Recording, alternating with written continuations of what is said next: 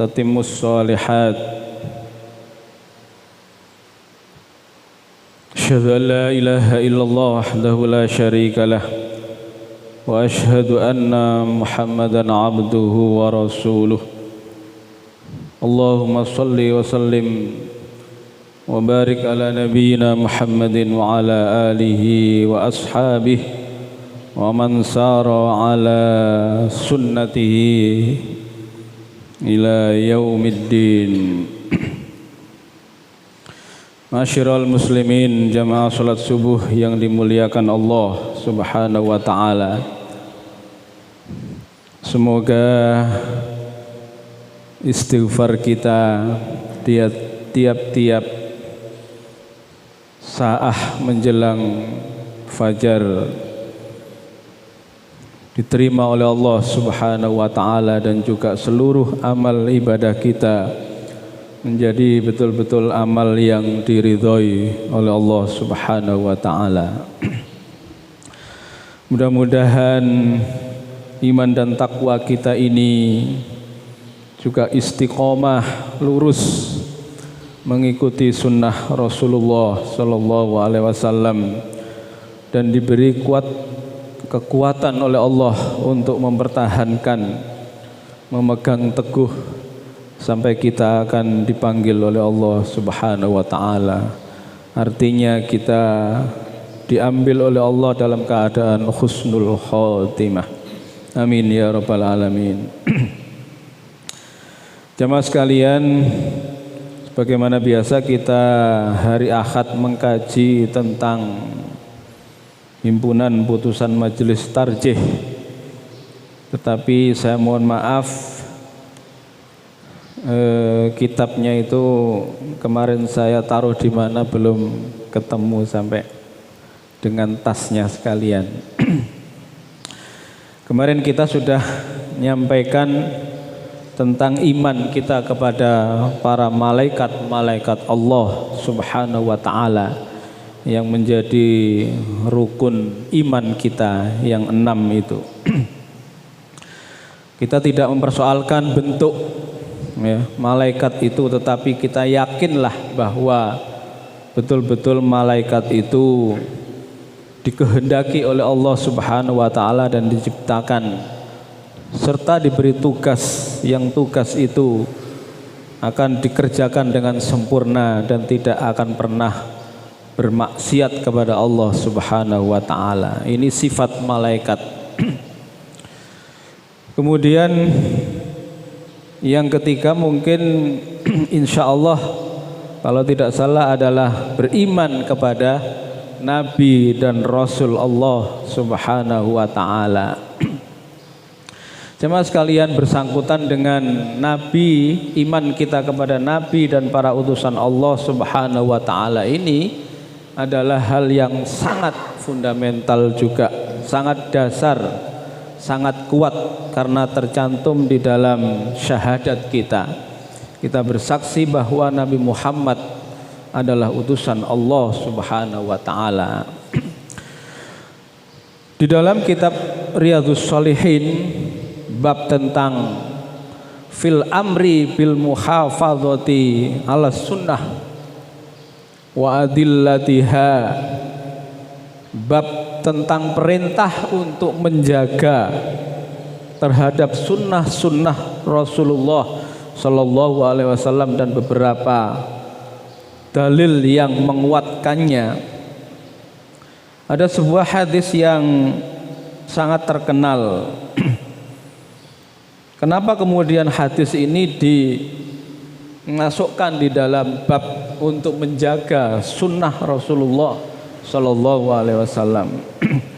Hadis yang diriwayatkan oleh Abi Najih Al-Iryad Ibnu Sariyah radhiyallahu an.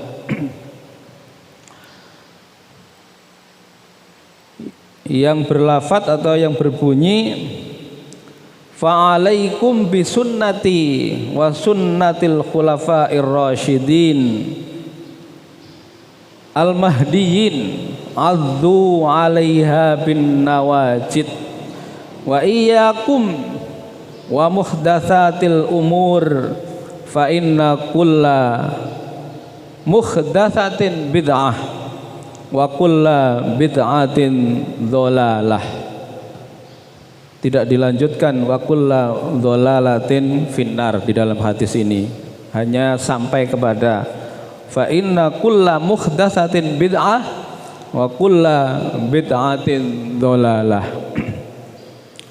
Jemaah sekalian, beriman kepada nabi dan utusan Allah Subhanahu wa taala itu betul-betul harus kita buktikan dengan kepercayaan kita itu dengan amal perbuatan.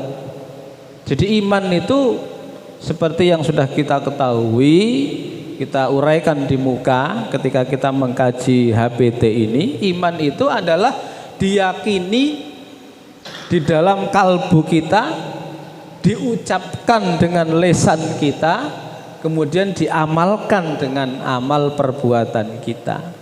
Itu betul-betul dikatakan iman yang sempurna. Tetapi kalau tidak bisa kita amalkan, kita tidak bisa pegang teguh dengan sekuat-kuatnya, maka iman kita itu jelas berkurang, tidak sempurna maksudnya.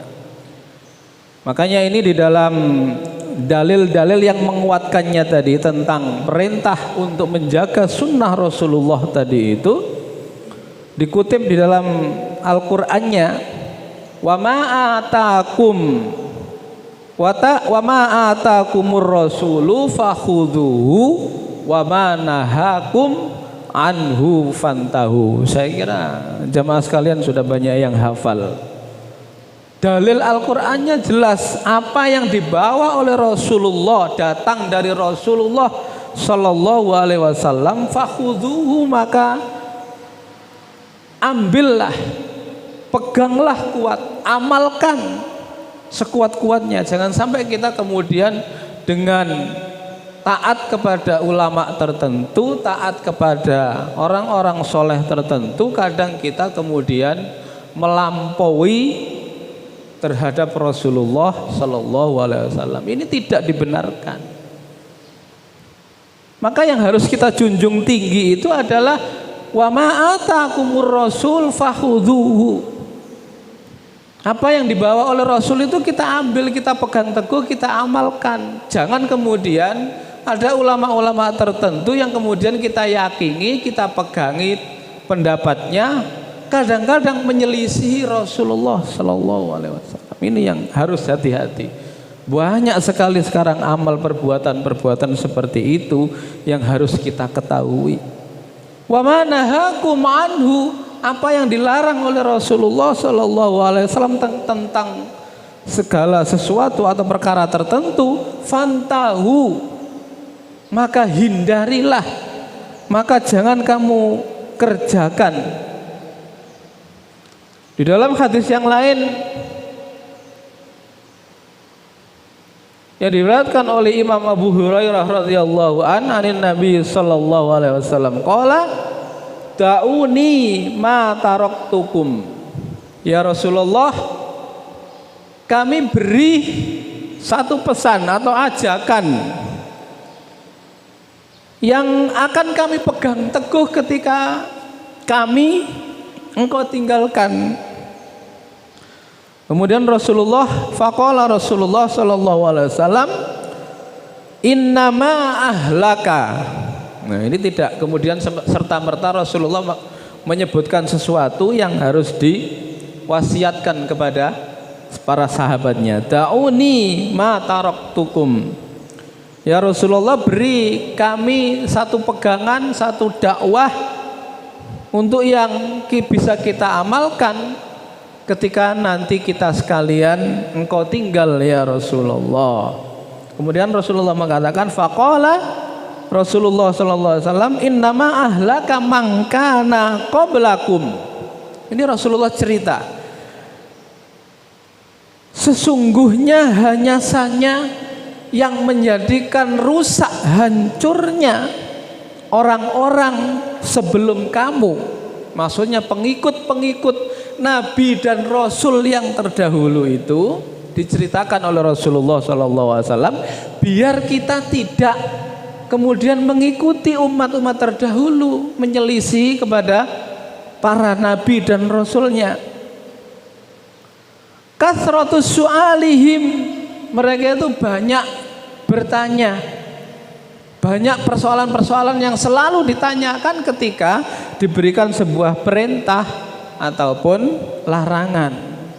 Makanya di dalam Al-Quran itu banyak sekali kisah, terutama Bani Israel yang sudah pernah saya ceritakan. Karena kesalahannya kemudian Allah memerintahkan untuk menyembelih sapi. Itu tanya sampai, padahal sebetulnya kalau dijalankan sembelihlah sapi, sudah, kalau dikerjakan disembelih. Karena kesalahan Bani Israel itu, untuk minta maaf itu diberi syarat oleh Allah untuk menyembelih sapi. Kalau dilaksanakan itu aja kan selesai itu sebetulnya. Tetapi pertanyaannya banyak, sapi yang umurnya berapa, sapi yang sudah sampai umur apa enggak, sapi yang dibuat ngerakal apa enggak, sapi yang warnanya apa. Itu jadi sulit. Ketika kesulitan ini datang, dijawab oleh Allah, sapi yang warnanya kemerah-merahan, tidak pernah dibuat ngerakal, kemudian umurnya sekian tahun, giginya keadaannya seperti apa, harus sempurna semua. Ketika persyaratan ini sebab pertanyaan Bani Israel itu, Allah memberikan jawaban dan pada akhirnya menyulitkan mereka, dan yang endingnya yang paling penting tidak dilaksanakan. Maka pertaubatan Bani Israel tidak dikabulkan oleh Allah Subhanahu wa Ta'ala karena banyak persoalan tadi itu, pertanyaan-pertanyaan yang sesungguhnya menyulitkan, dan sesungguhnya mereka tahu itu. Bani Israel itu mengerti kalau mungkin diberi pertanyaan-pertanyaan itu tidak kemudian diberatkan, diringankan pengennya, tetapi sesungguhnya itu menjadi pemberatan. Coba tadi kalau awalnya kamu sembelih sapi, sudah selesai. Mau sapi yang hitam, mau sapi yang putih, mau sapi yang merah, mau sapi yang dibuat ngerakal atau tidak, selesai kan persoalannya. Itu karena ngeyelnya Bani Israel. Ketika diperintahkan oleh Allah Subhanahu dalam surat Al-Maidah, Bani Israel itu sebetulnya dulu sudah diberi kesempatan masuklah ke negara Palestina. Diberi keistimewaan Bani Israel ini, tapi tidak mau masuk.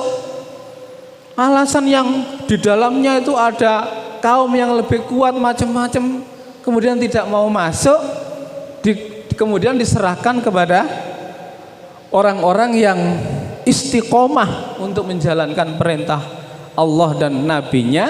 Kemudian sampai hari ini mereka memperebutkannya. Loh. Karena ngeyelnya tadi itu, menjadikan kemudian permasalahan yang besar di kemudian hari.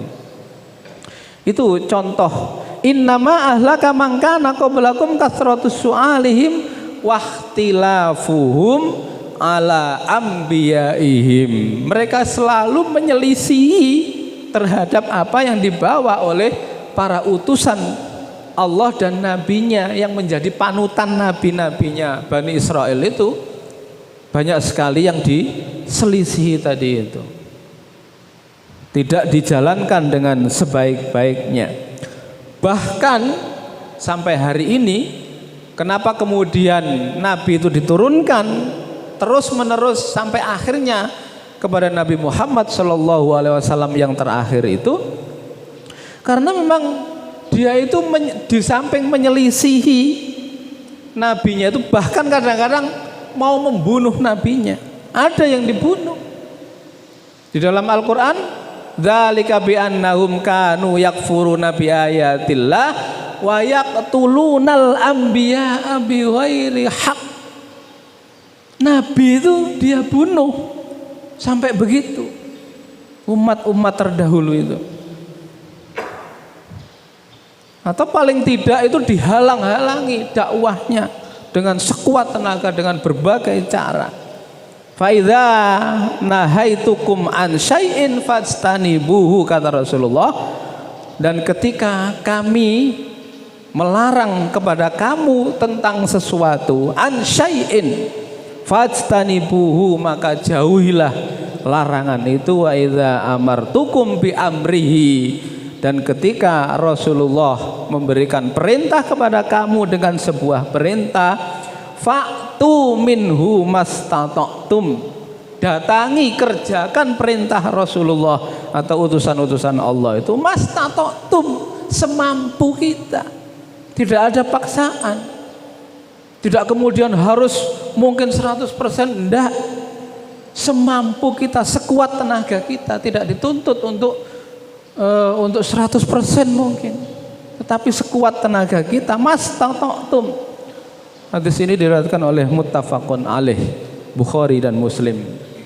Jamaah sekalian, itu bisa kita lihat, bisa kita telaah kalau hadis-hadis yang kita telaah itu betul-betul sudah pernah tabiat-tabiat seperti ini itu dilaksanakan oleh kaum-kaum terdahulu, sehingga jangan sampai kemudian kita, pesan Rasulullah ini sebetulnya ingin menjaga kita sebagai umat Muhammad, jangan sampai kemudian kita menjadi orang-orang yang rusak seperti kaum-kaum terdahulu, karena tadi itu kita sering ngeyel, sering banyak pertanyaan kepada apa yang sudah disampaikan oleh Rasulullah Shallallahu Alaihi Wasallam, dan bahkan berani menyelisihi atau mungkin mengingkari.